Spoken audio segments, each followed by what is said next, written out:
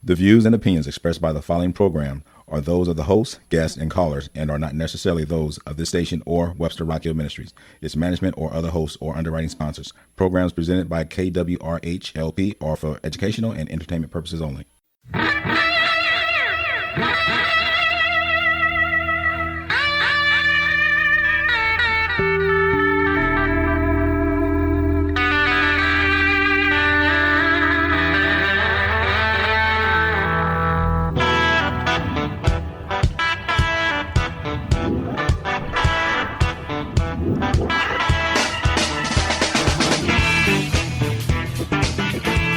A good Friday morning to you listeners out there in listener land and Webster Groves and surrounding St. Louis communities. Ellie, how are you this morning? I am doing well. You know, this has been a tremendous week, Arnold, don't you think? Oh, well, let's tell people who we are, first of all. We always get into talking right away, don't we? This is In Tune with Arnold Stricker and Ellie Wharton. And before you go on, okay, talk to me. Okay. I have to tell you that what was significant about yesterday?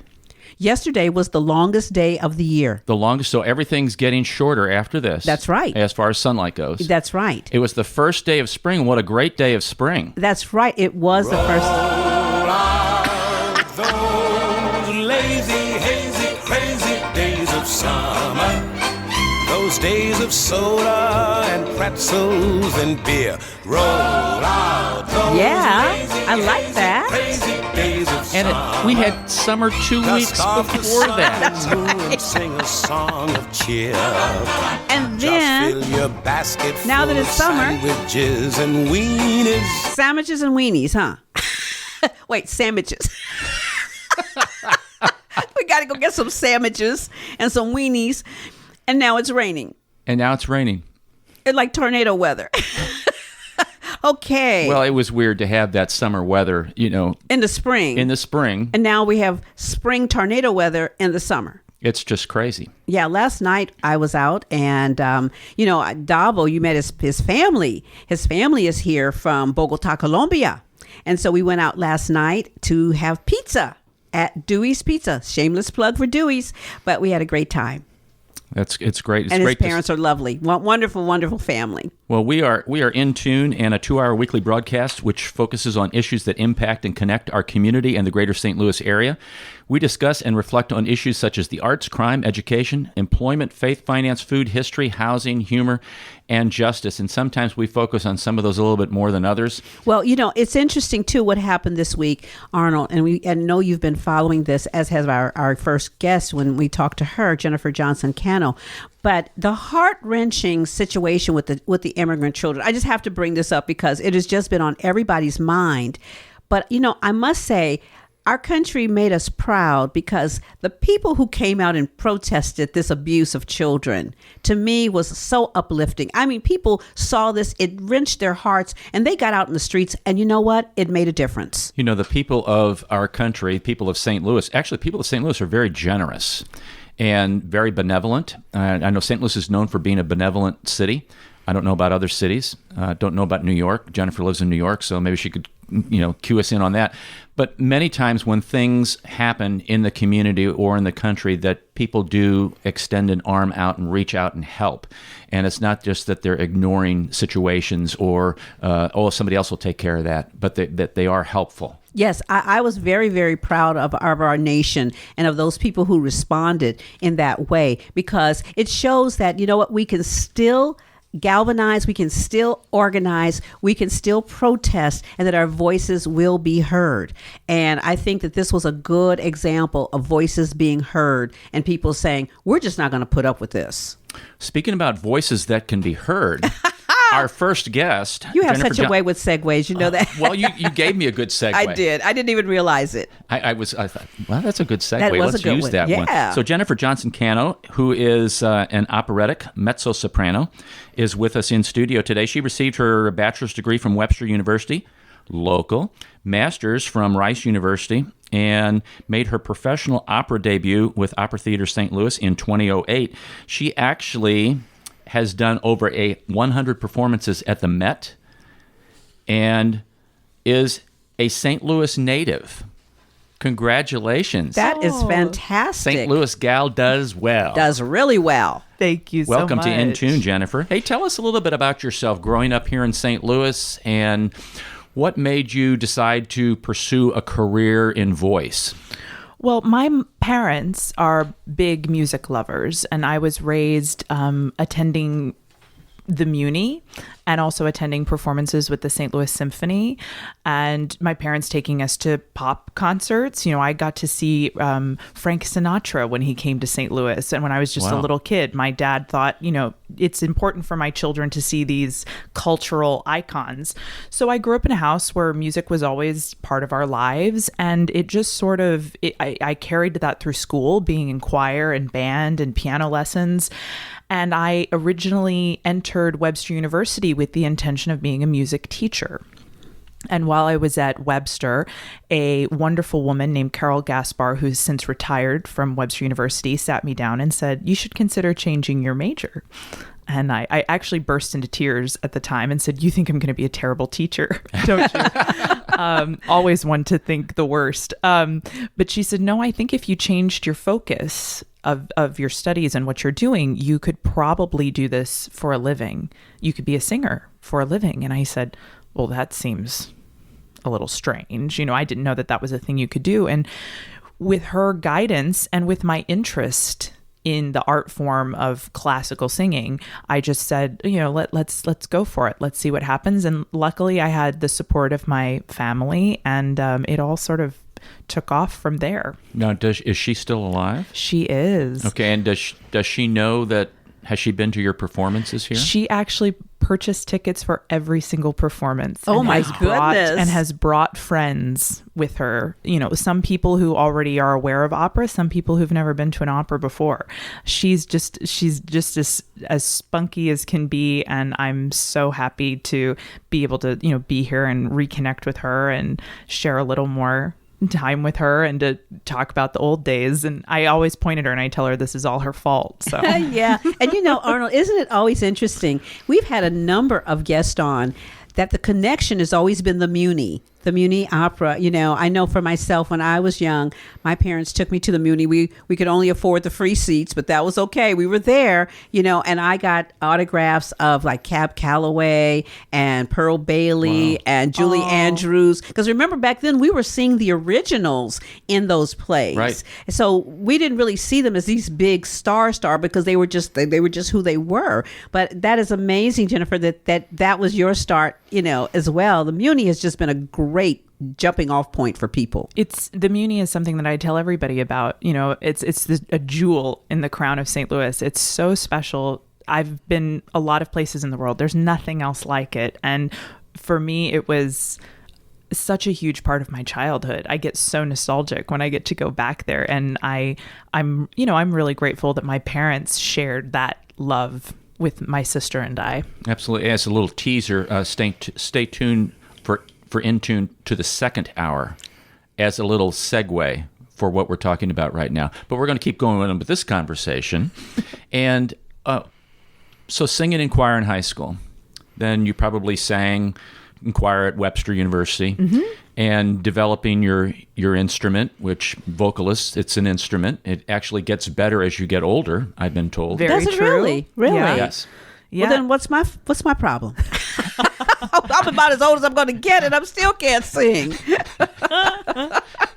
We're going to leave that one.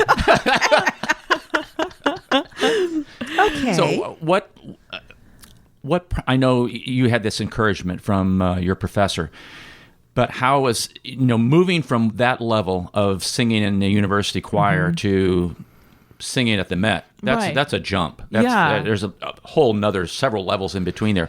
What does it take to get to that, and how did you do that? Well, I mean, I feel sort of tiresome every time I make these connections, because I want people to realize that it's a really true parallel, and that's musicians and athletes. You know, our bodies are our instruments. It's what we use to either, if you're a singer, it actually is your instrument. If you are an instrumentalist, you're using your body to manipulate the sound that comes out of the instrument.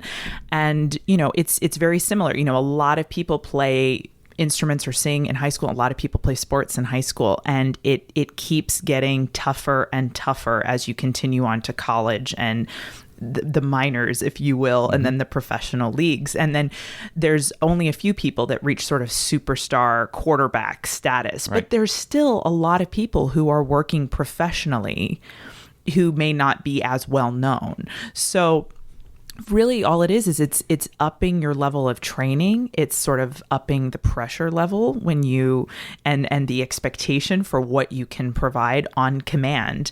And that's a similar pressure. I always talk about the Olympics. What we watch on the Olympics is maybe a 3-minute segment, and what's gone into making that 3-minute segment happen on command every time is years and years and hours of training and discipline.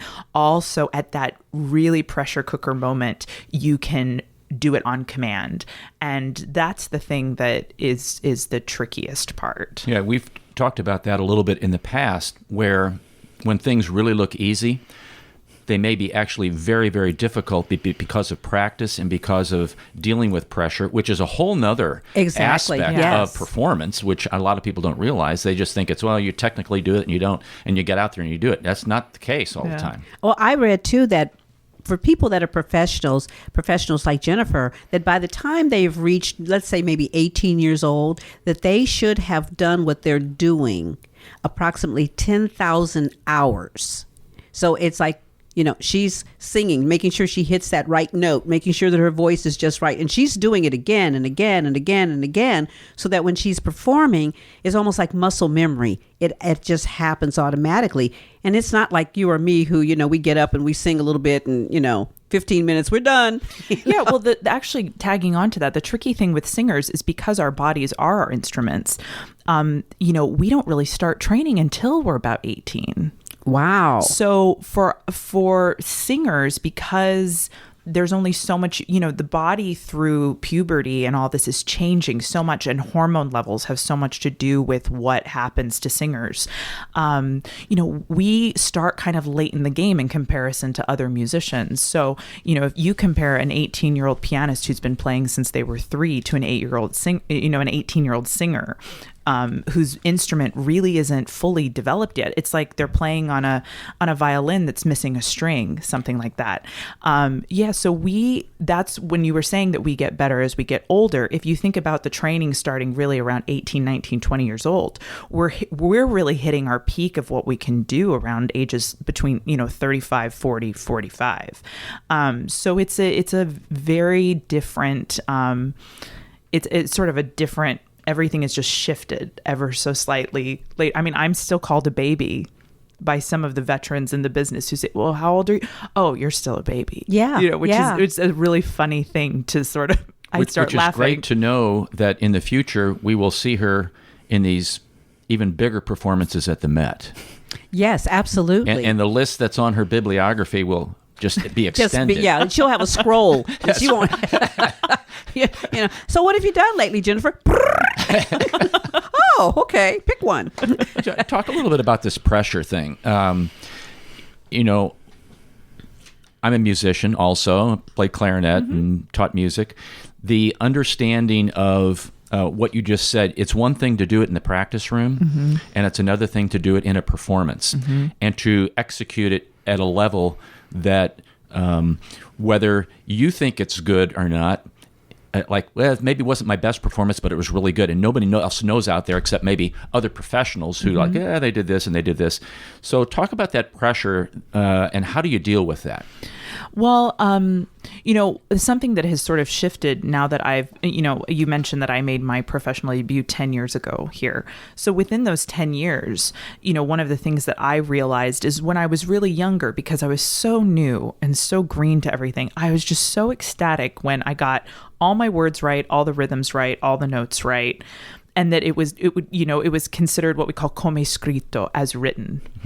And then as time continued and you start having a deeper understanding and sort of grander artistic hopes, which is to move people, you start going, the priorities shift to sort of being like, am I in the moment? Am I making music? Am I connecting with my colleagues? Am I doing, and now what I really, really search for is a sense of improvisation. I still want things to be correct, but I don't want it to ever feel as though that's the utmost, that being quote unquote correct or right is the utmost goal. What I'm looking for, and I think the reason why people buy tickets to the theater is there's something very primal about seeing another human being go through something which we can attach ourselves to.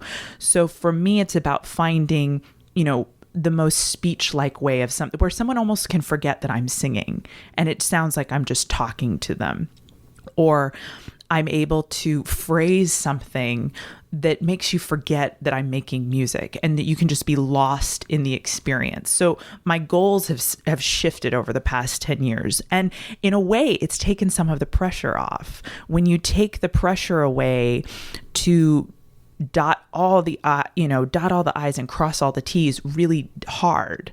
And you really think about the fact that this is a creative art form at the end of the day, and it's about human connection, then you're like, that's the goal. And the rest of this is merely a guideline and a structural post for how I move into, sort of talking to the audience and there being no barrier for this sort of, not to be too ooga booga about it, this sort of flow of energy that happens in the theater. Right. Flow is a good word for that. That is a good word. We use that a lot in when you reach a level of performance, the technical end, then you can really begin to focus on the emotion of the music. Yes. And what the composer was asking of the music. The music. And then you can project and add your own, my words, improv, because you really can't break the rules until you know what the rules are and you follow the rules. Absolutely. I know when I saw Madame Butterfly during last season, and one of the scenes that was really, that stuck out in my mind, and it was a wonderful, wonderful opera.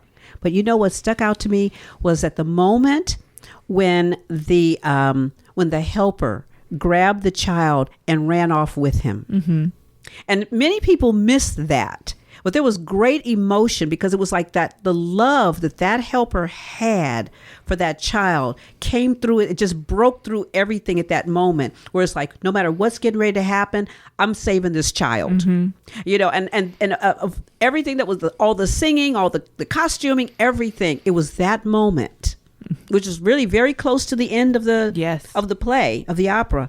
And she just grabbed up that child and just ran off the stage with them. It was like that human connection of, I'm going to save this next generation. Mm-hmm. And opera is a lot, really has that emotional value. I'm not saying musicals don't have that, but it's a whole nother level. It was, yes. And we didn't really mention that your Orfeo and Eurydice in the Gluck performance that's been going on here. So. I mean, those they just brought me to tears. Titan brought me to tears. Remember we were talking about Titan and how that whole concept of the supreme forgiveness that he showed at the end, really moved me to tears because it made me feel like, wow, if life could really be like that, if we could truly look at people that have really hurt us and still extend that forgiveness, even though we may have the power to smite them. We don't. Mm-hmm. So how do you when I look at opera and I compare that with theater, the difference is obviously you're singing, okay, all the time, but you have, you're acting. Mm-hmm. You have to have a stage presence. Yes. You have to know what the staging is. Mm-hmm. A great thought that you mentioned earlier was your interaction with the rest of your performers, and then really portraying the emotion of the whole play or the whole opera in conjunction with all those factors. So where'd you learn to act? Those are skills also besides that, but I see just differences in theater and opera, obviously, because you're singing. But there's it's just enough to get the vocal part out. But you got to worry about, okay, where am I standing? Okay, now what's whose line is next, and all those factors. So talk about that. I always think about how do they learn all those words? I think something that a lot of people don't realize about opera, when we receive our contract and when we show up for the first day of rehearsal, it's in our contract that we are to be note and word perfect and memorized. So we show up the first day of rehearsal really knowing the whole score already. I mean, in my own preparation, I listen, I have my playlist on my iPad my iPod, and I'm listening to the entire show ad nauseum because that helps me understand the structure of where things land. If I'm in a scene, I know everybody else's lines because when I show up, we're ready to, that way we're ready to really go and move and rehearse. And that's a huge difference to straight plays, where I know most people that show up for a straight play, they're all cracking open the dialogue and they sort of find their way through it in a different way, like really starting from square one. But because we have this additional element of the music and the preciseness of that, we have to show up with some of that work already completed. But there's a whole team of people, directors, conductors, stage managers, everyone shows up, and that part then we create from square one. I guess the thing that I'm always really intrigued by is everyone has such different backgrounds. Some people have never taken an acting class. Some people have taken tons of acting class. I think I was fortunate in that I had an instinct that was sort of recognized by mentors that came into my life, and then they helped foster and give me different tools so that I could sort of take those instincts and give them a shape. One of my first jobs was I always, someone asked me, they said, well, what do you think you bring to the table? And I said, well, I think I have something to say, but I don't necessarily have technique as an actor to organize it, because the technique is what allows the audience to sort of get involved in the story, because it's a very soft manipulation of the audience. So I was very fortunate, and I had some directors that were mentors to me along the way who said, oh yeah, like you can do that, but you have to go through step 1, 2, and 3 before you get there. You can't go 0 to 60 or else you're going to lose people. Give us an example of that. You know what? I had a director one time say, he's a French director, and he said, there's 2 schools of acting in the French world. It's Dionysiac and Apollinac, named after the gods Apollo and Dionysus. And he said, people, what they would do is they would see, if you were Apollinac, you were a person who started with the rules and then you freed up the performance. If you were a Dionysiac, you would start with the pure emotion and you'd rein it in to the rules. So it's just, where do you come from and where do you go? And he said the first rule is figure out who you are. He says, and the funny thing is 90% of people think they're one when they're actually the other. That self-awareness. So, that was a huge, this idea of self-awareness and knowing what you bring to the table and then what you have to do to refine those instincts. And that was one of the things that I've always carried with myself. And the thing he said to me is, he says, well, which school are you? And I said, well, I know that I'm Apollinac. He says, and you're one of the 10% that actually knows where you're starting.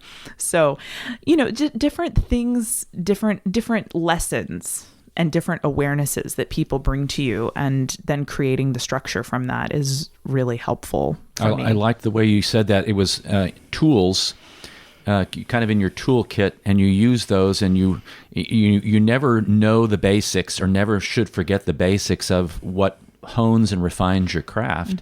It helps make you a lot sharper. In the second half, after we take our break here in about a minute, we're going to continue the conversation, but I'd like to steer it a little bit to the specific opera that you're singing in, and what kind of lies down the road for you after you leave St. Louis here. And I know you're headed back to New York, but you've got a lot of different things on your plate in the future, and the difference of singing opera and singing like Beethoven's Ninth Symphony, and what kind of awareness and what kind of practice do you need to prepare yourself for those kind of differences? So I think that's kind of where we want to go with that. Ellie, what do you think? Well, it sounds wonderful. I am always amazed at anyone who can craft themselves at the level that you are. I think it is just tremendous. I mean, like I said, I struggle to just sing basic stuff. And when I hear you all on stage and I see and you open those mouths, I'm like in awe. What was that? I know that. That was me looking like an opera singer with my mouth wide open. This is Arnold Stricker of In Tune. You're listening to KWRH LP 92.9 FM, your community radio station in Webster Groves, Missouri.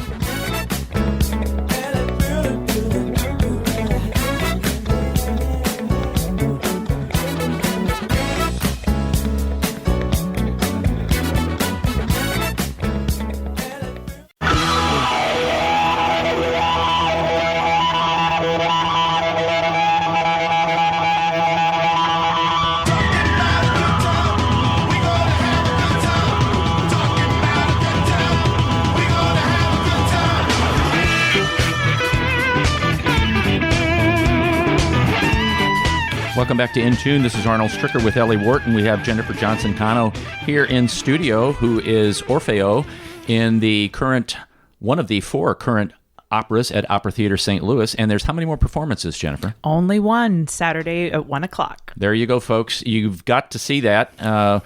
We were there at opening night and ended up just seeing the first act due to a situation with one of the patrons, and the second half got canceled, unfortunately. But we are glad that Jennifer's in studio. And Jennifer, tell us a little bit about being a mezzo-soprano. What's the range of that? Because we know, help our listeners understand what that range is. Right. So, in Italian, you have the soprano and mezzo-soprano, and mezzo technically means half. So it's a little misleading, the idea that a mezzo-soprano is half or has half the range. What it really comes down to, and your listeners can now have a word that might win them $500 on Jeopardy, is timbre. And it's really the color of the sound. And it's spelled Timbre. Bingo. And you pronounced it timbre. Timbre. Timbre. Timbre. Right. Okay. See, I would have said timbre. I guess most people would have said timbre. No, probably, but Right. I It's went a music word. If you go to music school, it's one of the words that you learn, and it's really sort of the difference between, if I'm comparing it to instrumental things, a violin has sort of a brighter, lighter color, and a viola has this sort of dark earthiness to it. And that's really the big difference between a soprano and a mezzo-soprano. Sopranos have high Cs, mezzos have high Cs, and we're called to use them in various operas. But I always like to say that mezzo-sopranos, the very best of a mezzo sounds like Mother Earth. That's the voice that you want for Mother Earth. It's pretty fun to be that voice type and to play the different characters that we get to, the range of characters that we get to play. The role was originally written for a castrati tenor. Yes. And after a while, I'm just kind of recalling what I remember from reading, is that it was changed to really a mezzo-soprano role. And that was, I'm trying to remember who did that change. Berlioz reworked it. So when Gluck first wrote the opera, it premiered in Vienna, and it was for a castrato. And then they wanted to do a French premiere, but in France, the tradition of having a castrato singer was not something that they did in France. So he reworked it at that time for an operatic tenor. And then later, Berlioz, so now we're in the more romantic period, reworked it for a very famous mezzo-soprano at the time named Pauline Viardot. And he reworked the tenor version for her. So we have these there's this history where it's kind of gone through all of these different stages, which are very, very interesting. And it's nice to, and that Berlioz version is what we're presenting here. Right. And it's actually 3 performers are essentially the only ones who sing, correct? Yeah. We have 3 principal singers, and a chorus, and a troupe of dancers who then portray 4 different groups of people. And that's kind of a fun challenge for them, that within a given evening they play 4 different characters, and we sort of stay who we are within these 4 different worlds. Now that whole first act was it seeming like you were just constantly singing. There was never really any downtime, and I didn't really look at my watch to see how long you were singing, but what is it, 45 minutes? I think it's about 45, 50 minutes. That's a slug of time just to be you doing it and performing. Yeah, like that. it's like a big Shakespearean monologue, actually. No, I mean, and I'm by myself for Yes. for probably 40 minutes of that. So it's I personally like being on stage by myself. It opens the door to a bit more improvisation. The responsibility to your colleagues to give them very specific things all the time. So it's rather freeing. And in our set, which you saw, we have no set. Right. I mean, it's a big open stage. stage where it's sort of everything is imagined. So as I told the director, I said, I appreciate your faith in me. I said, I don't know that it's well placed as you think it should be. I said, but I'll do my best. No, you did great. And I'm just amazed at being able to have the endurance. And it's just like we talked about, like a long distance runner. You don't have a 100-meter dash runner go out and run the 10,000 meters. Right. The endurance won't be there. So you have to build that up over the course of time. So what do you do to keep your voice in tip-top shape other than, warm-ups and things like that? But I know physically with medical conditions and things like that, colds, and do you drink a lot of cold water? Is it warm water? Or what do you do in between acts and things like that? Yeah, I mean, for me, there's sort of three things that have become my go-to, and that's avoiding loud places and talking too much, just resting the voice. I watch a lot of movies. I binge watch Netflix a lot because it's quiet. It's a quiet thing for me to do. Reading, just being in a quiet place. Hydration is the next thing, and I'll drink water at any temperature. It doesn't really matter to me. I just drink a lot of it.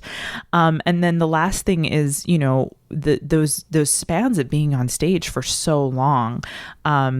Epsom salts are like the best thing ever created, and I take baths for the muscles in my back and in my neck and sort of soak and make sure that they are able to release after kind of calling on them all the time. So yeah, and that was something I told my grandma. I was like, I've got these shows all back to back, and like my back's really sore, and she was like, go get some Epsom salts and take a bath, and for $5. Grandma knows. Grandma knows. That's right. But that's amazing because, I noticed just even here that after a couple of hours of just speaking, I find that I have to clear my throat more. I find, do you find that to be the case, Arnold, for yourself? Yes. Because after talking quite a bit. Yes. And so I've always wondered, man, I think that when, operatic singers, when you come off the stage, your throat and voice must really be tired. Actually, what for me, the goal I think of most singers is that the work actually is done from the neck down. It's sort of a misconception that this is all being done from sort of the neck up. But really what it is, it's training the muscles, all these muscles in your back and your shoulders and your lower abdominals. And that's where the real work happens so that your voice doesn't actually get tired. Push in the air. Yeah. It's about, manipulating that airstream because your vocal cords are these tiny, tiny little pieces of flesh, and they can't do anything on their own. So for me, I always know, that the key, if I've done my job right, technically, is that my back, my shoulders are tired, but my voice still feels fresh. Some nights that's not the case. Sometimes you get a little off and you have to adjust accordingly. But it's really, opera is really hard on the body because you're flinging yourself around on stage all night, and it's a lot of wear and tear. Now you were talking about that, and I was thinking about, you watch some of these shows like The Voice, and where you see this 14-year-old sounds like they're already beginning to develop nodes, and the training, and I know people get training, but it's like what Jennifer mentioned. The voice is really not getting to a point until you're about 18, 19, getting ready to go into your early 20s. Or you listen to these rockers who maybe they're physically exhausted from the stage too, but they've been screaming so much that the nodules on their vocal cords are just huge. Yeah, and I wonder about when I see children on The Voice, especially with what you've said, Jennifer, about the training not really starting until 18, but you see these very young children on these shows just kind of belting out these songs. What does that, when you see that as a trained singer, how do you feel about that? Well, I mean, the truth is, like I said, there is an instinct, and there is such a thing as a gifted, talented child who just gets it, and there's an instinct, and they just do. I mean, I watch those talent shows and I see some of those kids and they're doing all the right things, the tongue's in the right spot. They're doing all the things that I, as a singer, recognize what they're doing. And those people do exist. They exist in this world, no different than you hear about Mozart being this keyboard prodigy. They do exist in this world. But the thing you have to remember is that puberty will change those things, and then you have to allow at that time then the voice to change as well, and that means the voice will change. It might not always sound the same, and unfortunately, the modern ears of musicians and audiences sometimes, they hear something really amazing and they expect it to be the same 10 years later. And it can still be just as good, even if it's different. And that's where people, I think, get into trouble, is this idea that things can change and still be as good as they once were. But where you kind of can get into trouble is trying to recreate something that was done 10 years ago. And that's, for my money, the thing that I tell people is that's not the purpose of art. The purpose of it is that it molds and it changes, and we can see it in new and different ways, and that the performers have gone through life experiences and they bring other things to, so this thing of the recording age and like hearing that song done the same way every time. I look at someone, a woman, Barbra Streisand, one of these, a performer that when I was a little girl, I wanted to be Barbra Streisand or Julie Andrews or Judy Garland. And, I watched her most recent Netflix special. She sings the songs she always sang, but she changed the keys. And I said, what a brilliant, smart woman. And she's still, it's still her. It's still all the wonderful things. But, this thing of not giving in to just the fact that we change as human beings. And I found myself crying through most of it because it was just so moving. And as a performer, I said, how great that she said, you know what, if it's still going to be a magical experience, I need to take that down a couple steps. So, and she's still wonderful. And, I really, until you just said it, I really had not realized what was the difference in her from when we were younger. And again, I've listened to her forever and ever, and I just think she's just fantastic to today. Yeah. And you're right. Now you've really pinpointed it. She has just taken the songs down, Yeah. I mean, and that's not, they're still the same songs. That's right. And she's still the artist that she is. But if she were to try to sing it the way she sang it when she was 20, everyone would be going, oh my gosh, what happened to her? But I, just as a performer, that was such a life lesson to me, to be like, you have to be able to let go and realize where you are, and you still have wonderful things to give the world, but you have to allow for the shifts and the change to happen. And going back to what we were talking about with these young people, this thing of people just expect them to then continue singing the way they did at 12 years old into their 30s. I mean, what a horrible position to put someone in. I mean, I always hope that people change and evolve and grow, but to just pigeonhole someone like that, that's where the danger comes in with those talent shows. And I think probably what happens is that you have families that have this influx of money and the influx of the popularity, and they want to keep that. And like you said, when the child's voice then changes, then there has to be that decision as to, well, are they still as viable as they were before? And us being a kind of a disposable society, we'll throw them out and wait for the next 12-year-old to come along. Exactly. Yeah, it's a very unfortunate. It's a very unfortunate pattern that we've seen happen time and time again. Yes. So when you go to sing like Beethoven's Ninth, what differences do you bring in your own preparation, like from opera to singing Beethoven's Ninth on the stage? For me, it's exactly the same. Okay. I mean, because the world that I work in is words and music. and everything that I do, that's what I'm doing. Now with opera, of course, there's this additional thing of costumes and staging and movement. And when I do a concert piece like Beethoven 9, I'm wearing my own clothes. Most often we hold music, but still what I'm dealing with is words and music and communication of this text to the audience. So it's not, for me, it really isn't. My preparation is really no different at all. Okay. Now your husband is a pianist. Mm-hmm. He accompanies you. Yes. And as we were talking off air, has really kind of found a niche that he likes, and it's one that in the musical industry is a very important one. Talk a little bit about that. Yeah. So he is what I call one of the unsung heroes of the singer world, and that's a really fantastic coach. He trained first and foremost as a solo pianist, and then discovered that he loved working with singers, and he loved the repertoire of opera and of art songs and the personalities that he got to work with. And he then, for about, after finishing school for about 15 years, he traveled all over playing as a repetiteur or rehearsal pianist, and also taught for various educational institutions like Manhattan School of Music and some summer things.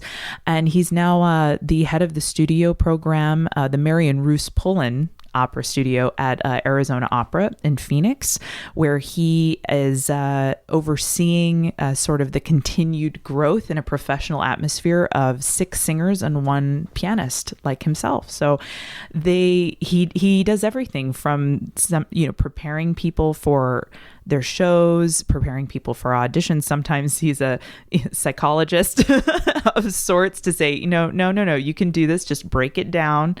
But that's a very special group of people in my industry, and people that we as singers lean on a great deal. And I don't think they don't always get the credit, the billing. Yeah, that's due them.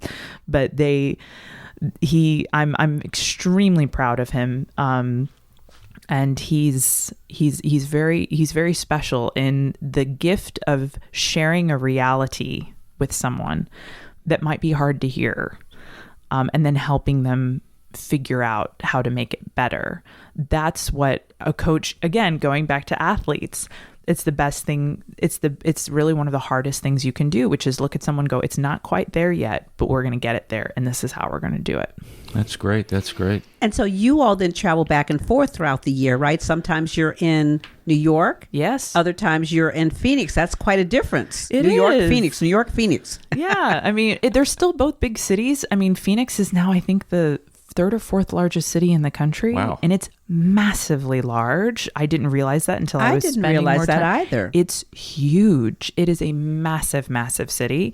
But it has all the things big cities have, with a slightly laid back desert feel to it. So it's really nice. And it's warmer in the wintertime. Yeah, we kind of have we have the Definitely. best of both worlds. So Yeah, you missed all of the bad weather, didn't I did, you? yes. Yeah, that's great. That's great. You made one comment off air, and we'll probably kind of close our conversation about this because I thought it was very insightful. You mentioned that, and I'll just use the 2 words, know yourself, that when you went to think about going up to the Met to audition, people were like, I don't know that you're strong enough to do that or have this, because those New York people, they're kind of cutthroat. But to explain that story and then what your mom said. Yeah, no, and this is, I say this also in terms of when I talk to young singers. When you are a young budding artist, you're so hungry for knowledge, and you're also hungry for approval. And I think this is true of young people in general, not just musicians or artists. You're looking for your place in the world, and you're so open to suggestions and opinions, and you weigh them so heavily. I was trying to decide what I would do after my master's degree. And of course, I did some auditions and got some no's. And then I did some auditions and got a few yeses. And when I was offered the position in the Lindemann program, someone who knew me sort of peripherally. My mom and she I went out, and she said to me, she goes, I know that you really want to take advantage of this opportunity, but it might just eat you alive. You might come up here and get chewed up and spit out. And I sort of sat there and, in my gut, I was like, well, I don't think that's true, but and then when we left and my mom and I were taking a walk, my mom says, I think she might misconstrue your niceness, if you will, or your pleasant, attitude for being a bit naive about things. And this was true. And I tell this to people, people will offer you opinions after only really knowing you for like 3 days. What do you really know about someone in that limited experience? So you have to know yourself so that you can take the opinions and the information with a grain of salt. Because my mom said, she doesn't know like all of the struggles that you've overcome to even get to this point, and that you're no stranger to someone saying no. You're no stranger to people correcting you and people telling you how it needs to be. And, and I learned very quickly, when you're sort of the low man on the totem pole, you cannot be waiting for someone to pat you on the back as proof that you've done a good job. Lots of times the proof that you've done a good job is no news is good news. Mm-hmm. No one's worrying about you. No one's, the reason they don't say anything is because you're doing your job and they've got 50 million other things that they have to address. So, I sort of realized early on that might be, that's like, keep your head down and just keep doing the work. And, eventually you'll get an opportunity, or then you do get a compliment. And when you get that compliment, it means the world because it's genuine. It's, we can't, a lot of young people that I work with, they want that so much. And I say, you have to find that from within. You have to know if you base your level of success on everyone patting you on the back or giving you the thumbs up constantly, you have to judge for yourself and set your own standard for a job well done. I said, and then the rest of it, you won't be you'll be miserable if you're constantly waiting for approval from others. Right. You know how important what she just said, I just want to play that back. I know. I was just listening to that because you're so right that so often the society today is set up to constantly pat people on the back so that they become prepared to be patted on the back even when they have not done a good job. And so when you come up with that and you grow up with that, you're right. When you don't get it, then that could lead to all kind of psychosis and things because it's like, well, what's wrong with me? What's wrong with them? I didn't do this. I must not be thin enough. Must not be tall enough. And we start looking at all the things that we must not be versus looking at who we are. So that was really a key point. Very key. Yeah, it's a great point to young people to know that, hard work pays off, and you don't need the constant compliments from people to continue to move forward. And we also get caught up in the quote unquote overnight success. That story of like, wow, they just did they cut one song and now all of a sudden they're a millionaire. That overnight success, and young people don't realize that even though it looked easy, that person has put in that 10,000 hours to get to that point. Maybe they have never, as a child, they didn't go out on dates. They didn't do certain things that their peers did. They were home writing music. They were there singing. They were playing. They were doing things that other kids weren't doing. So that overnight success thing, I always cringe when I hear that because, again, that's an unrealistic pattern that we've put out there for young people. Well, and I find it also doesn't give credit where credit is due to the person having success. Having success, right. It's first of all, the concept of an overnight success is not something one should strive for. And it's incredibly disrespectful to people who have had what quote unquote looks like an overnight success. I have so many friends who have, they jump in at the last minute at something at the Met in a huge, massive role, a role that they've done tons of other places, and then for someone to say they're an overnight sensation, I'm like, no, they've already been working in the business. That's for 15 right. They've been working in the business for 15 years. And that is what should be acknowledged, because to last for 15 years that should be celebrated in and of itself. You've been listening to Jennifer Johnson-Cano, who is a St. Louis girl done good. Done good. Here in Opera Theater St. Louis, Yes, one more performance on Saturday afternoon at 1 o'clock. Is that correct? Yes. So, and I understand her performances are outstanding. They are. So you really have to go. They are. You need to do that. Go see her. This is Arnold Stricker of In Tune. You're listening to KWRHLP 92.9 FM, your community radio station in Webster Groves, Missouri.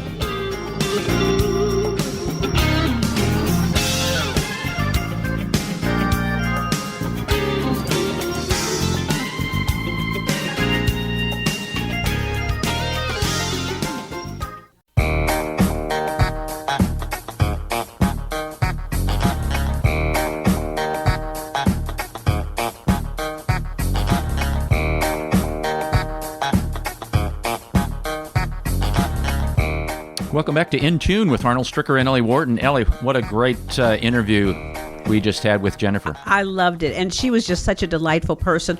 In addition to her singing skills, her mezzo-soprano singing skills, she's also a tremendous philosopher.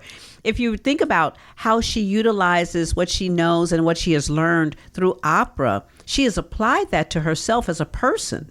So I think that she actually provided tremendous insight for our listeners today. Super insight as a performer, and having, she performs worldwide, does a lot of work in New York City, but, coming out of the Midwest, that Midwest stick-to-itiveness and philosophy of, listening to what other people say, but knowing, okay, I'll glean what I need to get from you. Right. And I have my goal still set and not letting anything get in the way. She will be a great coach on her own as she develops her career and continues to develop her career. I can see her being a really, really important star in the operatic world. Absolutely. I do want to just kind of reverse just for a second before we go to our next guest. Sure. This week was Juneteenth. We celebrated Juneteenth on Tuesday. They had a very good event at Tilly's Park that was put on by, I think it was the Alliance for Interracial Dignity and Touchy Topics Tuesday. And then the Griot Museum also had a really wonderful event. And I think both of those had a little segment on our local news stations as well. So we just want to remind people, to continue to study and learn your history, the history of this area in particular, so that we can understand why things occur in our area and what we can do as trained citizens to just continue to forge forward, as we really evolutionize and revolutionize our community. Which is one of the focuses of the show. And I'll just read our description again for those listeners who may have just tuned into In Tune. We're a 2-hour weekly broadcast in our second hour now, which focuses on issues that impact and connect our community, the greater St. Louis area. We discuss and reflect on issues such as the arts, crime, education, employment, faith, finance, food, history, housing, humor, and justice. And talking about history, on the line with us for an interview is Sharon Smith, who's the curator of civic and personal identity at the Missouri History Museum, and she's going to talk with us about her focus and role on the 100th Muny exhibit. There's the Muny, There Ellie. we go. I tell you, Yep. I've got Cab Calloway, Pearl Bailey, Julie Andrews. We were going to talk about the my Muny. favorites. We hinted on that. Sharon, welcome to In Tune. Thank you, Arnold. It's good to be here. We are excited to listen to your role, and you kind of, if I'm correct, and correct me if I'm wrong, that you oversaw the entire exhibit from beginning to end. Is that correct in putting it on? Well, yes, that's I guess that's mostly correct. Yeah, we have a team that works on every exhibit that we put on at the History Museum, but I was the content lead. So for the last 2 years, I was the person really doing a lot of that in-depth research and spending time in archives and looking at photos. So in that sense, yes, I was overseeing it. So take us through that process, because it sounds like this isn't something that, somebody gets a harebrained idea and go, oh, let's do that. And then all of a sudden, yeah, and we need to start that next week. How long ago was this planned? So we actually started conversations with the Muny in 2015, and part of that conversation, I mean, we always knew we were going to have this exhibit on the calendar for this particular year, but to start the conversation simply because we know the Muny doesn't keep everything that they use in any one production. It's often a repurposing and reusing and recycling of materials simply because of space and whatnot. So we really needed to have that conversation and say, if we're going to tell the story of the Muny and we're going to tell it the way that a history museum needs to tell it, we're going to need to have materials from one show from start to finish. That would be the way we want to kind of look at the process. And so we started in 2015 and asked them for one show in complete from beginning to end in their 2016 season, and it became The Wizard of Oz. So that was really the beginning of the conversation. And then once I had opened the Route 66 exhibit, which I also worked on, that opened in 2016, then I could focus on this one. So that was kind of the process to begin with. So when you talk about focusing, lay out some of those details for us. You have to get a team of people together, or you start putting an outline together, and maybe you work with the Muny and say, this is kind of how we're conceptualizing this, and you figure out what kind of artifacts you need, and then maybe you lay out. I'm kind of thinking ahead of how those things are done, but walk us through how you plan something like that. Sure. So once we had that groundwork laid with what that particular show was going to be, then I really started thinking about major themes. And so we really had to, as you say, kind of put out an outline. We wanted to talk about how do we get to the Muny, so we talk about the roots that actually begin well before the Muny, 5 years before the Muny, with an event in 1914. And of course, as a history museum, that's always good for us, is to think about history and how it fits into the current topic that we have.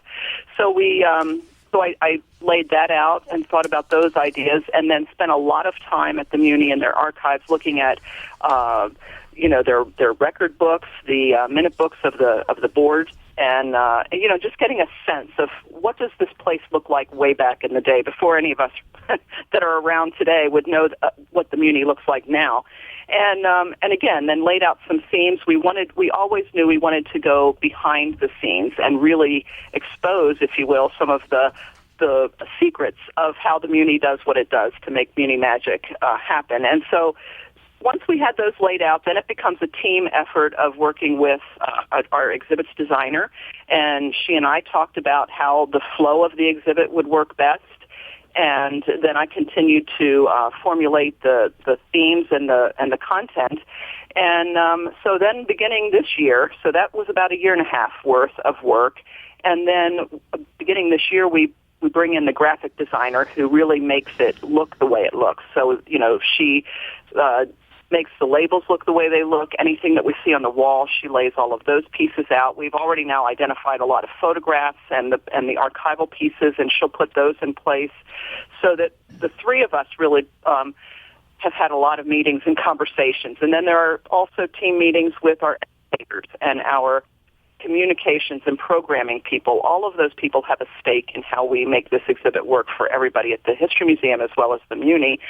We've had Muny people sitting on the team the whole time so that they could kind of inform us if we needed to, add something, or just mostly to listen. They were mostly out of their element in some ways, and so it was really fun to have them be a part of that process. So, and then we install it. We have a whole team that does that work, that puts everything in the cases and installs all the labels, and it's a long process. Yeah, I noticed online that you have a photograph, and you mentioned kind of from 1914, I believe it was, the roots of the Muny, and a performance was being done on Art Hill, and correct. And everybody was seated on Art Hill, looking down towards the fountains at the bottom of the hill, and that's kind of where the stage was. Was that? Right. And what was that performance? So that was the first piece that we talk about in the exhibit. It's called The Pageant and Mask, and it was a historic, dramatic presentation to celebrate the city's 150th anniversary.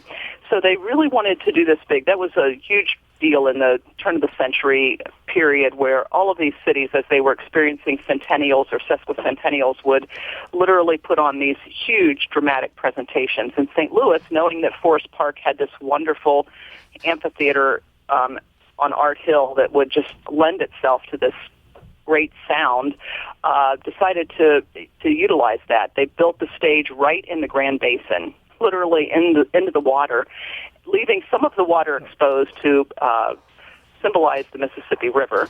And then all of the people seating on Art Hill, roughly 100,000 a night for 4 nights. So that became, and there's a lot of similarities. There was a rain out. Imagine that.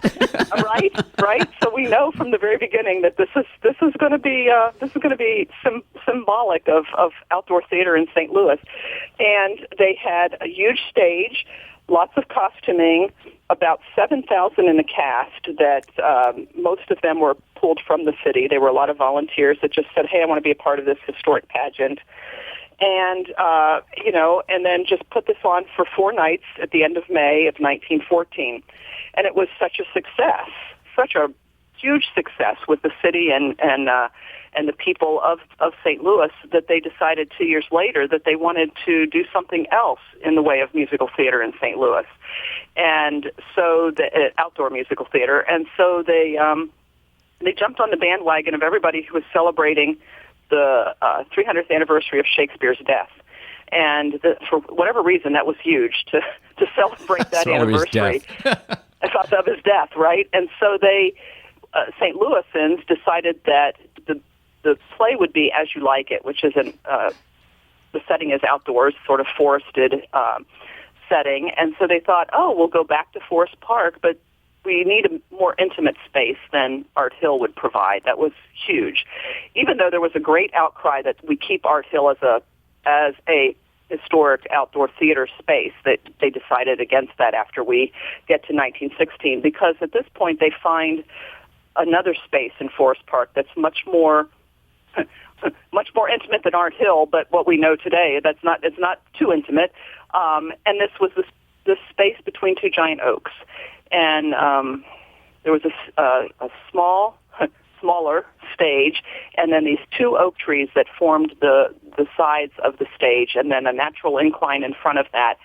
And the pageant drama members said this would make a great place for this As You Like It performance. And stars came from New York, Margaret Anglin among several others who came in and said, yes, this works. And as a result, she also said, this space should be transformed into a permanent outdoor theater space. That would become the Muny stage. So, we get those 2 pieces, and then we work another couple years, 17 and 18. There's a lot of grand opera that takes place in Forest Park on that stage spot for people to kind of get used to this idea of outdoor theater in St. Louis. And then we get to 1919 when the Muny begins. That's it. The pictures online are they're crazy. They're really amazing, because to see that many people up on Art Hill that don't have sleds. Yeah. See, to me, that's why you couldn't have done it on Art Hill, Or because kites. or kites, exactly. Very important parts of St. Louis, activities here. But it is amazing. And yet it's very, I love that particular panorama, because we know it's Art Hill with the St. Louis statue right there. Right. Even though we don't see the art museum from that space, we know it's Art Hill, and it's just so amazing to see both the audience and the stage in that view. So we have several different views of that week-long performance, but I liked that one the best because it showed everything. And this kind of begs a question from me. I know you talked about artifacts that you got from the Muny, and this photograph actually comes from the collection of the Missouri Historical Society. And how do you get those? You might have your own, or you seek out other photographs, and are those cataloged by year or by event, or do you just kind of go through multiple photographs and say, I recognize that, that's this, or what's that process? Yeah, that's a really good question. For the things in our collection, we are always striving to get more and more digitized and online. But of course, we're 150 some years old now as an institution ourselves, and so it's been a process. But always we try, and when things come in, we at least try and catalog them and get them on the database, even if they're not digitized. So a lot of our collections, most of them have some sort of record already, to where I can go into our catalog database and I can say I'm looking up anything having to do with the pageant and mask, and most things will come up. And then, they get brought out to me to peruse through, and then we can look. And, anybody can do that, actually. They can come into our Library and Research Center, and they can actually go through these things as well. They can, they can call for these things. So that's the beauty of having a Library and Research portion attached to the Missouri History Museum as part of the Historical Society. So that's the one part of it. So I did all of that work, and then you just look and you say, okay, I want to use this one and I want to use this one, and then if they aren't digitized, we actually have that work happen, and then from there, then we can give those to that graphic designer that I talked about that will instill all of that into the what we call wallpaper and things that we put in the exhibit. For the Muny, which is the other portion of where many of these things come, that was a little different because they were in the process of actually doing the same thing, digitizing everything in their archives. And it meant for them, they started several years ago, and through a team of volunteers and Laura Peters, who is their archivist there, they did a tremendous amount of work to get everything, all of the photographs archived, the program, and every program from every season digitized. So they have this wealth of information that then I could just look through on the computer and say, can we borrow these images? Can we borrow these pieces? And again, bring them into the exhibit. So that became the real collaborative. Collaborating with groups like that already have some artifacts and photographs and things that they've developed their history. I'm sure it's a whole lot easier than maybe when you're, and I'm just speculating at this point, than when you're trying to come up with some things like for the Route 66 exhibit. What's the difference there, or was there a difference? There actually was. I mean, with Route 66, it was harder because we were trying to be very specific. If you saw that exhibit, or even if not, we're talking about St. Louis and Route 66, so that's so specific where you can talk about the road nationally, and there's tons of information out there. But when we wanted to be specific about St. Louis, then if it was in our collection, that was great, but we didn't have a lot. And some things we didn't know they were Route 66, which was nice, because now they're tagged that way. But for most of it, it was, working with collectors who were collecting the postcards or collecting, souvenirs from the road, that kind of thing. So again, it became very much a collaborative event, but not so much any one institution or any one place that would have had, as much of it as, say, the Muny does for this exhibit. So it was a little easier in a lot of ways to do this one. So do you put tongue-in-cheek, do you put an ad in the paper and say, hey, all Route 66 collectors, if you have any St. Louis-related items, we'd be interested in seeing them? Well, it was kind of that way. Way back, we did do that often. If we were looking for specific objects, we will often do that, or we'll put out a call for something.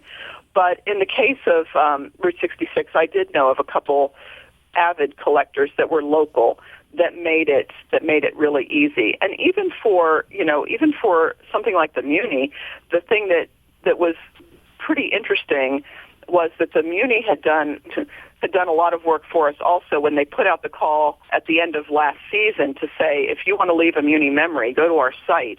And then we have populated in the exhibit, there's a digital place where you can leave a Muny memory simply by handwriting it in our exhibit.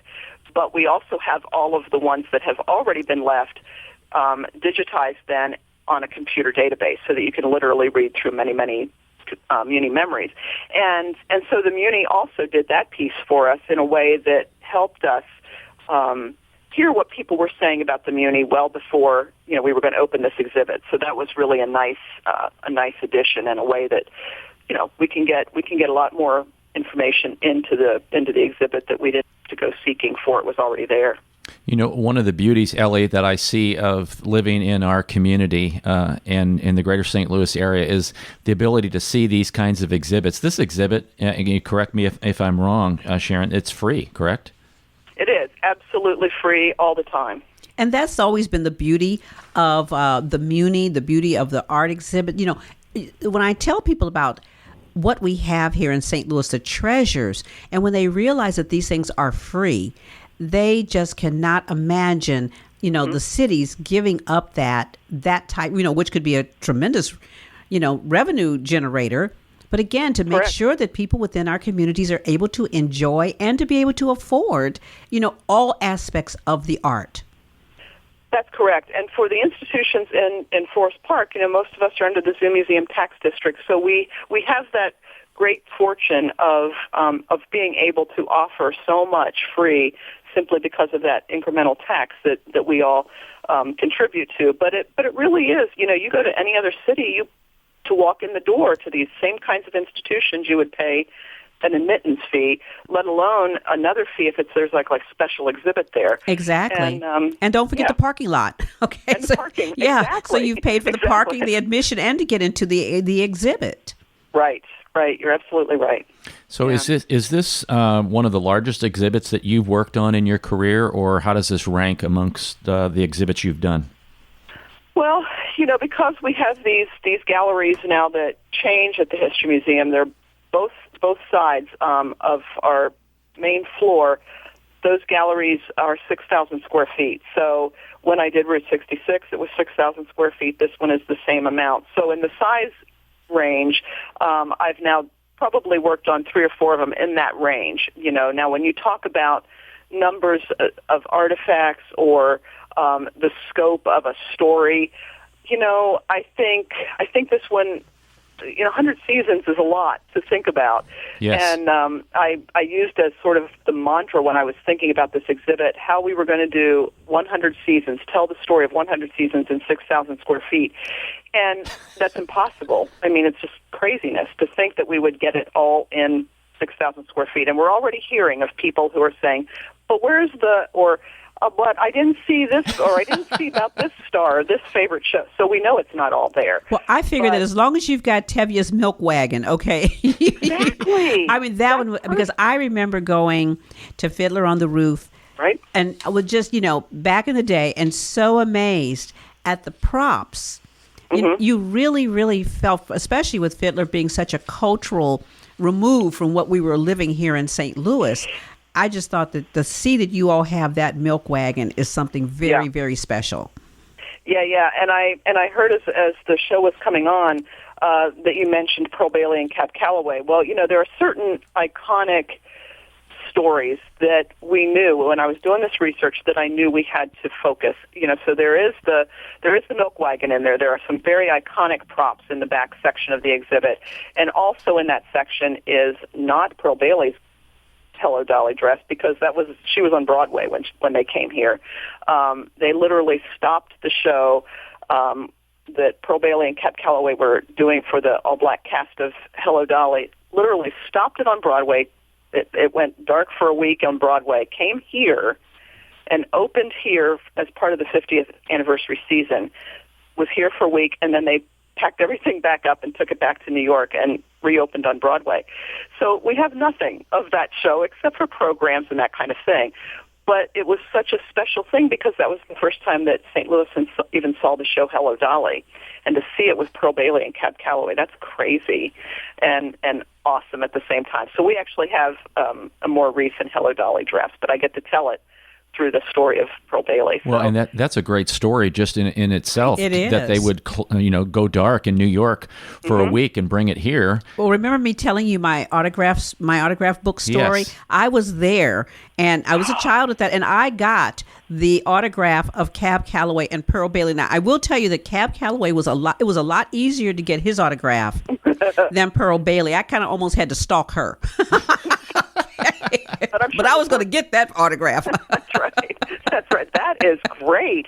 See, you need to leave that Muny memory in the Yes. exhibit. You know, and That's I do have to awesome. find that book because I got Julie Andrews, I got Cab Calloway, I got Pearl Bailey, and I was a child, and so that was my thing was getting these autographs. Who Yeah, would have yeah. known that they were just going to be these tremendous stars down the road? Right, and back in the day, so we in the exhibit there is a space where we talk about the big star, obviously, and there were a number of huge, Hollywood stars that came through. They were often on these touring shows, and so when the touring shows would go across country, they would stop at the Muny and spend a week here, and move on somewhere else. And so you get the big names like Betty White, and you get Carol Channing comes through as Hello Dolly at some point, and just all of these stars, Bob Hope and Red Skelton, all from decade to decade. But the Muny doesn't do these touring shows anymore. They like to produce their own shows, which they get to put that Muny magic to it. But back in the day, all of them were coming through, and people would just get to see all these stars on the walk across that stage. That had to be pretty exciting. Really exciting. I did not grow up here. We're listening to Sharon Smith from the Missouri History Museum on the 100th Muny exhibit. This is Arnold Stricker of In Tune. Stay tuned, Sharon. We're going to talk more. You're listening to KWRH LP 92.9 FM, your community radio station in Webster Groves, Missouri.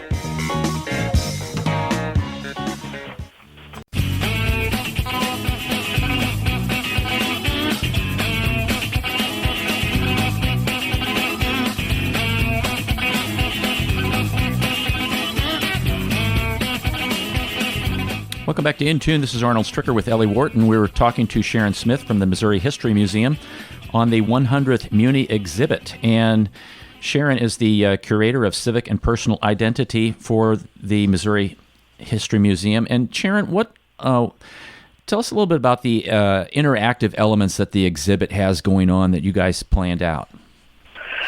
Yeah, there are several interactive pieces. One of them has to do with, you can just go through and in most of the sections of the exhibit you could listen to various interviews with Muny staff, so whether you want to know about how they cast a show, when we talk to the casting director or the scenic people backstage, how the costume people work and the scenic artists, or you can actually listen to Denny Reagan speak about the history of the Muny, Mike Isaacson a little bit about sort of the future of musical theater in St. Louis. So there's a lot of that. There's a lot of listening. There's a really great piece where you can actually watch and listen to somebody who is describing a clip from the 2016 Wizard of Oz. It's the tornado scene, and then there's another one with the poppy scene, and she's literally describing it for people who are blind. So you listen, with your earphones, but you also will be able to see what she's describing, but she would be doing it as if you were blind. And that is something that's offered every week at the Muny, and so I wanted to be sure that people understood how accessible the Muny is and how they work for complete accessibility in all ways at the Muny. So that's one set of interactives. We have, really low-tech things, like we have some magnetic paper dolls so that, anybody can become their own costume designer. So these are actual paper dolls that were printed in the 1930s in the Post-Dispatch, and we have created them as an interactive. You can also there are a couple quizzes where you can sort of guess the show and figure out if you were actually right just by looking at some photographs.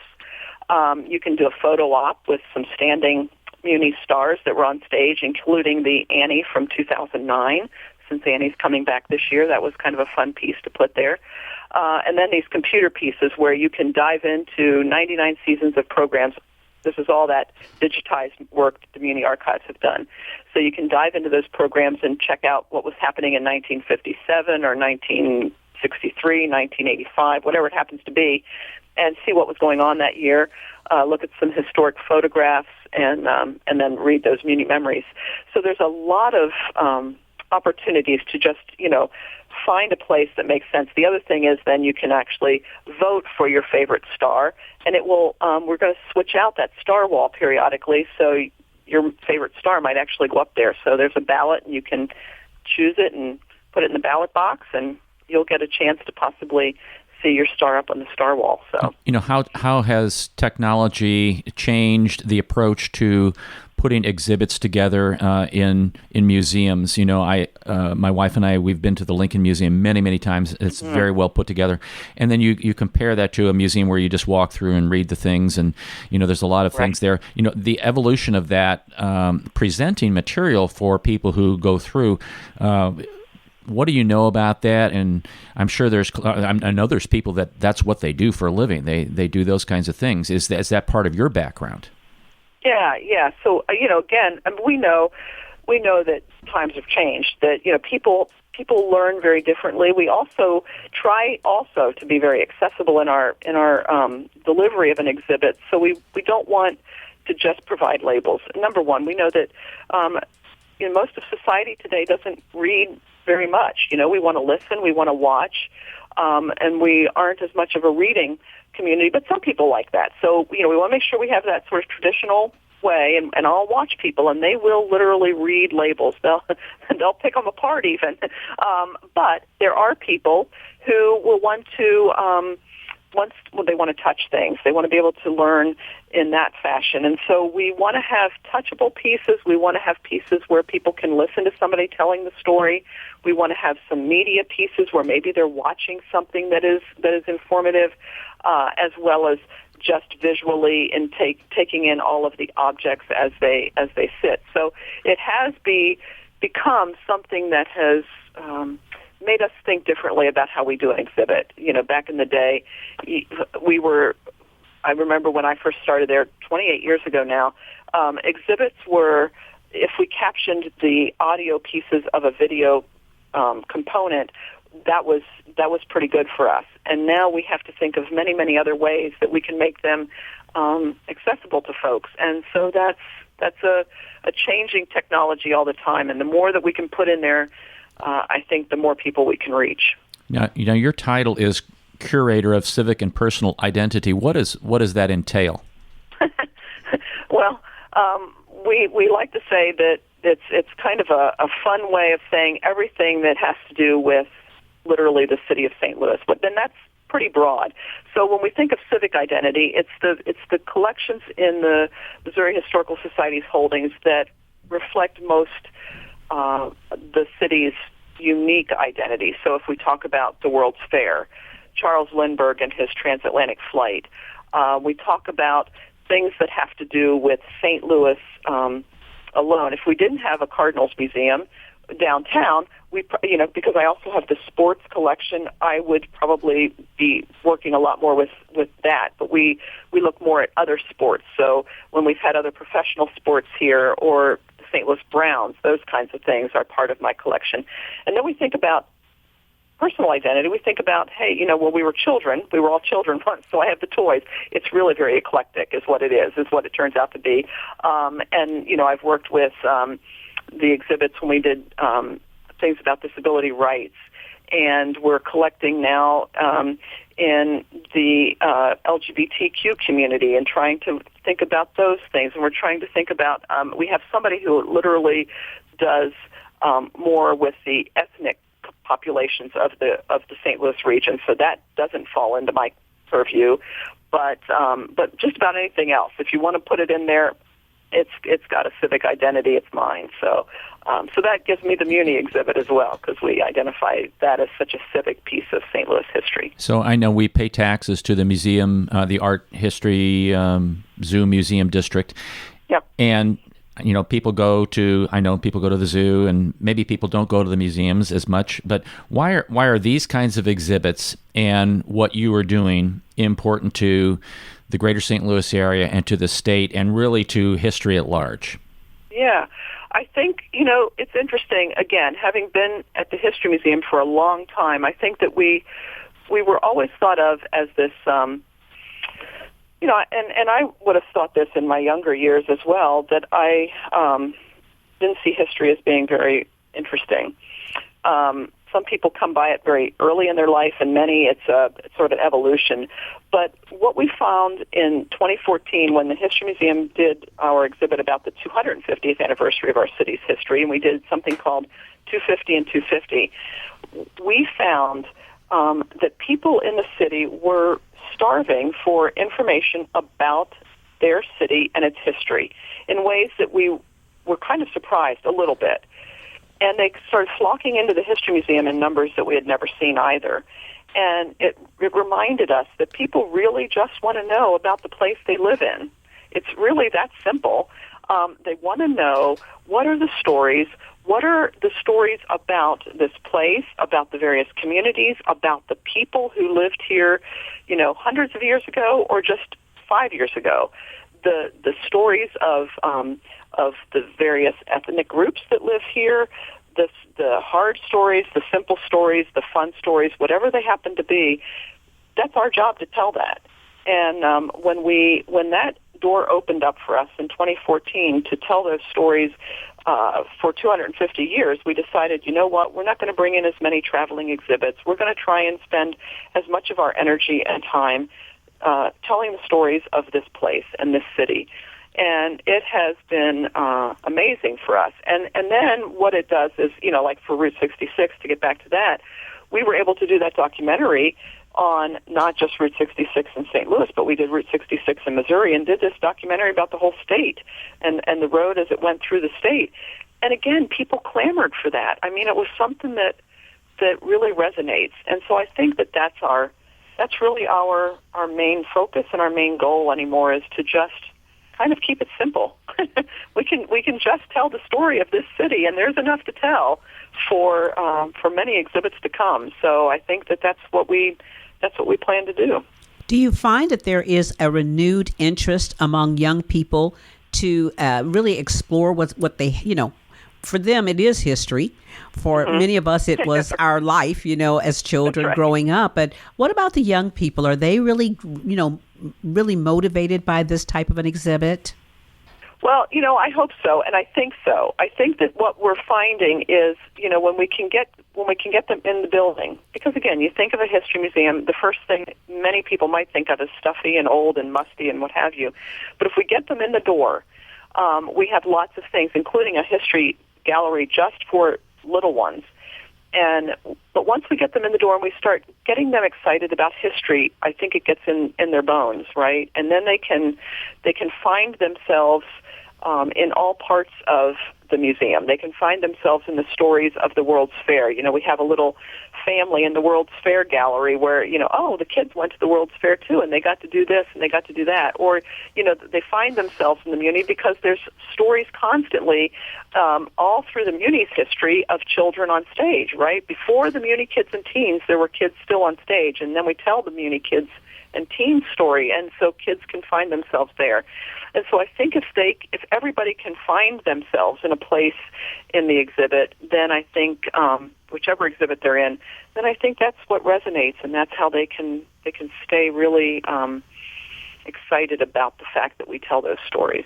Now, if people want to know more about this exhibit or the Missouri History Museum, what should they do, Sharon? Well, they certainly could go to our website, first of all, to find out programming and events, and that website is www.mohistory.org. I know we're on Facebook, we're on Twitter, we're on Instagram. I'm not on Twitter and Instagram, but I think one of those is hashtag Muny Memories. This is where, social media folks are the better to do this part of it. But I think anywhere, you can just, hashtag us and Muny Memories, and there's all sorts of places where we're available. But, the website will give hours. There's lots of programming. We're trying to do programming with the Muny as well. And so once the Muny season is over, we're kind of letting that happen on its own, right? And then once that's over, there will be a lot of programming. This exhibit is open till June of next year, so June 2nd, 2019 is when it closes. So lots of time in the off-season of the Muny to still explore its history and come and be a part of that. But we'll do programming with some of the Muny Kids and Teens and some other aspects through the course of the year, and all of that will be on our website. Well, Sharon, we greatly appreciate you taking time today out of your schedule to talk to us about your work there at the Missouri History Museum and getting this project together off the ground. And it sounds wonderful from the pictures that we see online and some of the things you've got. The pictures are just amazing. It's crazy. It's absolutely crazy. And you're doing great work down there. We appreciate it. Well, thank you so much. It's been a pleasure to talk about it, and everybody just come and see it. That sounds great. And we do have to say one of the things about the museum is that there is a fantastic restaurant as well.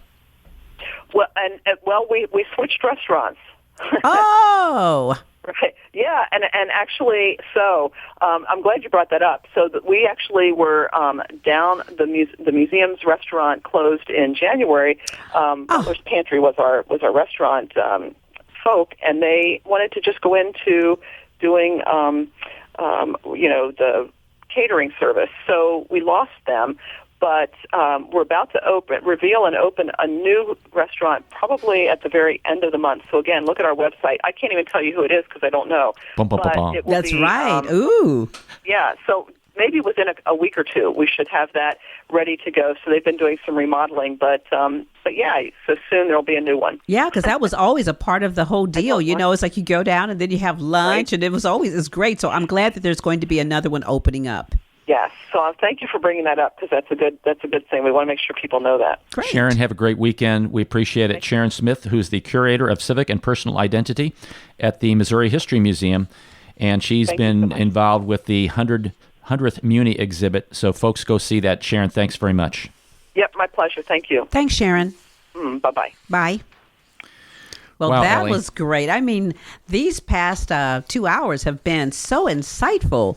The things that I have really learned have just been tremendous. We are so rich in history and culture in this city, and I was very fascinated by her statement about people are just thirsty and hungry they're for information about where they grow up and what's the history been of where they are and the communities that they live in.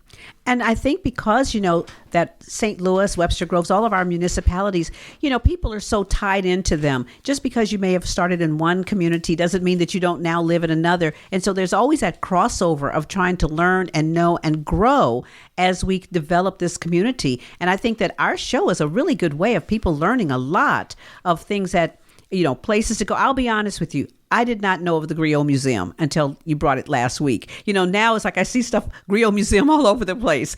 So I appreciate the fact that you're doing this research and finding all of these gems of information. Well, and it's fun for me, and I really have to get on myself here because I neglected to give, and it's at the top of my page right here, I neglected to give the in-studio text number out because we could have had plenty of people calling in or texting in, asking questions of both our guests about what they were talking about. And so I apologize to our listeners, 314-736-4510 if you want to keep that on your refrigerator or next to your radio dial for future reference.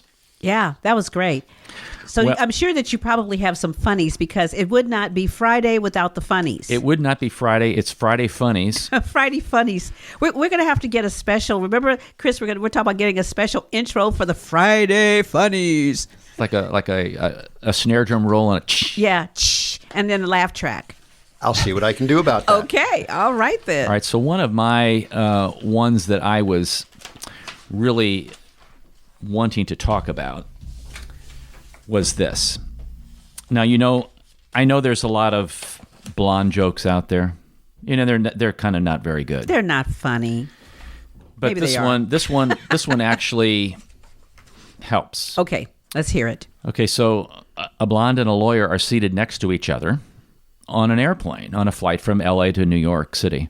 And the lawyer asks if she would like to play a fun game. And the blonde, she's tired. I just want to take a nap, politely declines and rolls over to the window to catch a few winks. Well, he's persisting and explains that the game is easy and a lot of fun. He says, I'll ask you a question. And if you don't know the answer, you pay me $5 and vice versa. Again, she declines and she wants to get some sleep. He says, if you don't know the answer, you pay me $5. And if I don't know the answer, I will pay you $500.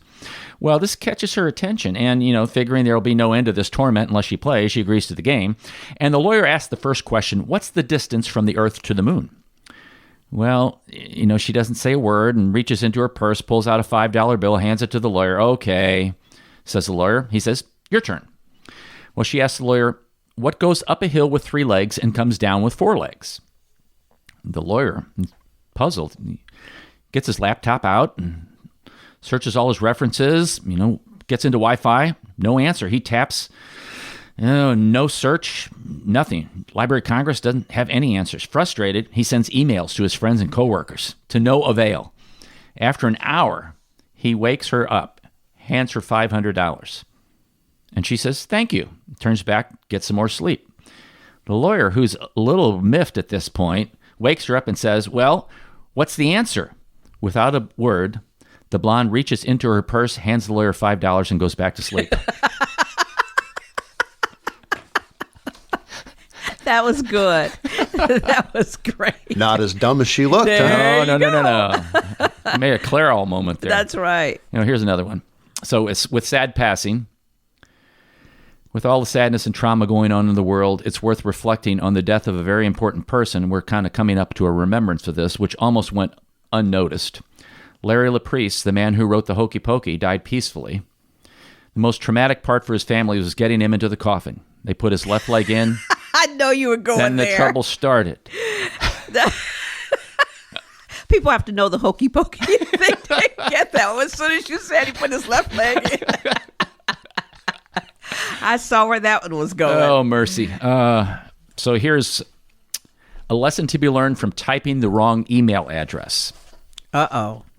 A Minneapolis couple decided to go to Florida to thaw out during a particularly icy winter. They planned to stay at the same hotel where they spent their honeymoon 20 years earlier.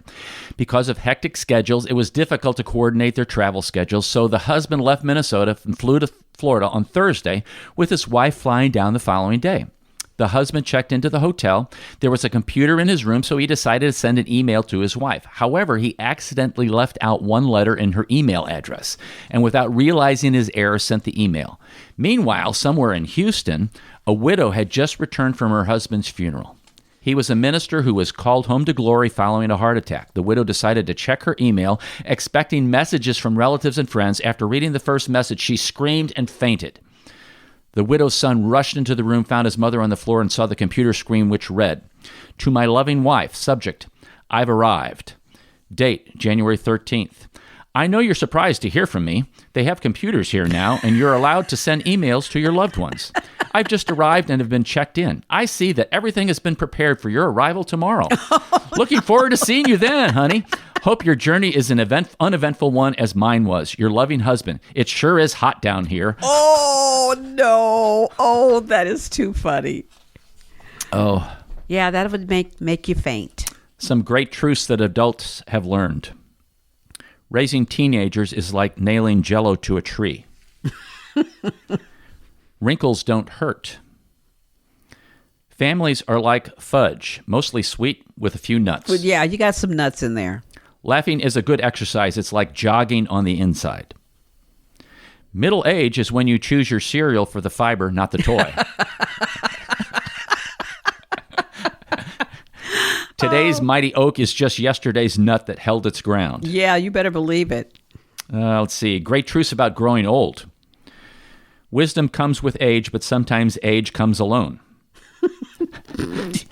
I've always said that. I've always said, especially with men, I said, you're either going to be a fool when you're young or a fool when you're old, but you will be a fool at some time. And you're not fooling anybody. That's right, exactly. But it's better to be a young fool because it's not quite as expensive. There you go.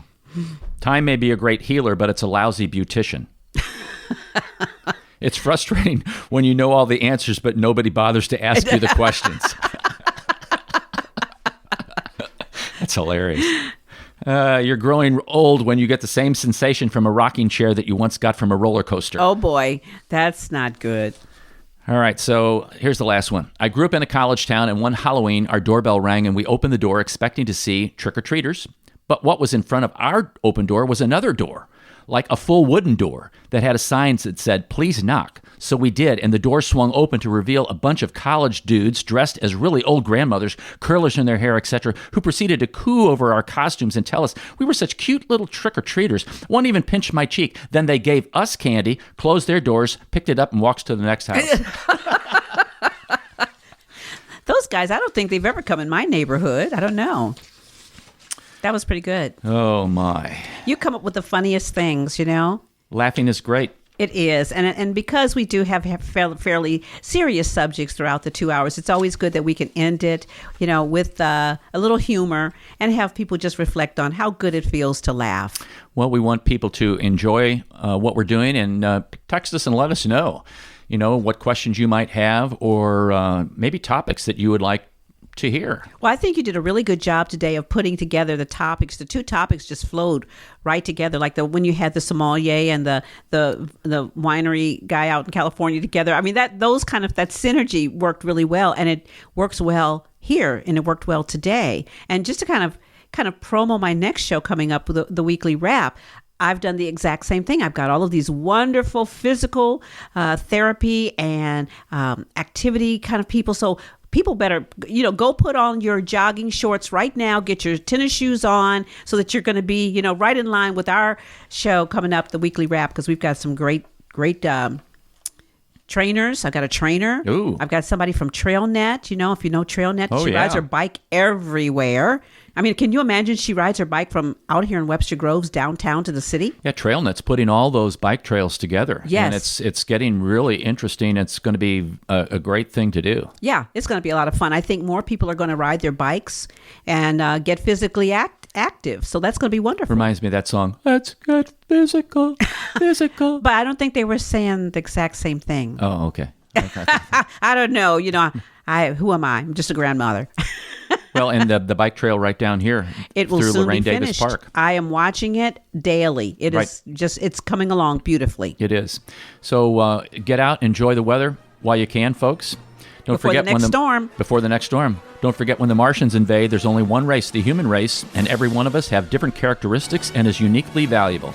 This is KWRH LP 92.9 FM for In Tune. Studio manager Chris Verdesi, co-host Ellie Wharton. I'm Arnold Stricker. Thank you for joining us today. Until next time, walk worthy and let your light shine.